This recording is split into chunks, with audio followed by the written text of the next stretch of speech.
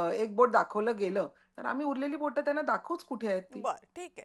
जयश्रीताई, हाच प्रश्न तुम्हाला सुद्धा. आता ते खरंच दसऱ्याला विचारांचं सोनं लुटलं जातंय, की दोन्ही शिवसेना फक्त एकमेकांवर टीका करण्यात, एकमेकांची उणी-दुणी काढण्यात आणि त्याच-त्याच मुद्द्यांवरून पुन्हा-पुन्हा टीका करण्यासाठीच हे व्यासपीठ वापरणार आहेत?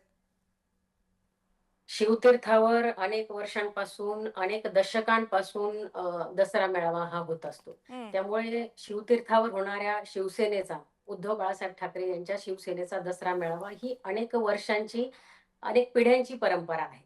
त्यामुळे त्या ठिकाणी जो दसरा मेळावा होतो, त्या ठिकाणी विचारांचंच सोनं लुटलं जातं आणि त्याची प्रचिती कालही, कालच्या दसरा मेळाव्यातूनही आपल्याला आली.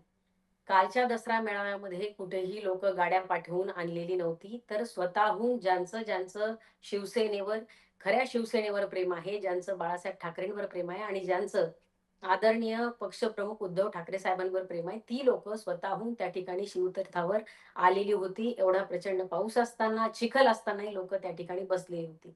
दुसरं महत्त्वाचं म्हणजे आदरणीय उद्धव बाळासाहेब ठाकरे यांचं जर आपण संपूर्ण भाषण ऐकलं असेल कालचं, हं. आपल्या चॅनलचे सुद्धा प्रतिनिधी जर कदाचित त्या ठिकाणी असतील, तर कदाचित त्या क्लिप सुद्धा या ठिकाणी दाखवल्या गेल्या असत्या, असं मला वाटतं. कारण उद्धव ठाकरे साहेब काल ज्या पद्धतीने बोलले, सगळ्या राज्याचा विषय असेल, राष्ट्रीय पातळीवरच्या चर्चा असतील, आंतरराष्ट्रीय स्तरावरच्याही मुद्द्यांना आदरणीय उद्धव ठाकरे साहेबांनी हात घातलाय.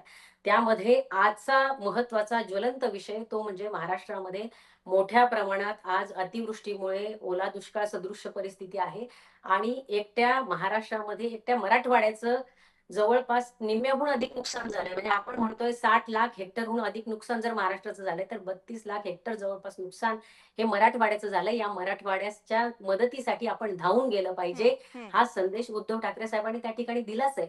आणि उद्धव ठाकरे साहेबांचे शिलेदार जे काही आहेत, मग त्या ठिकाणी पदाधिकारी असतील, कार्यकर्ते असतील, हं. आमदार असतील, स्थानिक किंवा खासदार असतील, ही सगळी लोकं आपापल्या जिल्ह्यामध्ये त्या ठिकाणी मदत करतायत.